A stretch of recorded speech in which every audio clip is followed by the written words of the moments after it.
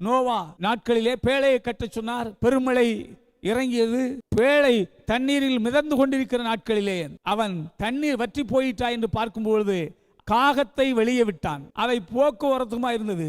வெளியே போய் பிணங்களை திங்கும், பின்பு பேழைக்குள்ள வரும், பின்பு போகும். இது போல சிலர் தேவனுடைய சமூகத்துக்கு வந்து ஆராதனைக்கு வருகிறவர்கள் வெளியே போய்விட்டு பாவத்துக்கு வாழ்ந்துட்டு திரும்பியும் வந்து இப்படி மாறி மாறி வரும்பொழுது அவருடைய வாழ்க்கையில் இளைப்பாறுதல் இருக்காது, சமாதானம் இருக்காது. ஆனால் புறாவை அடுத்து விட்டார்.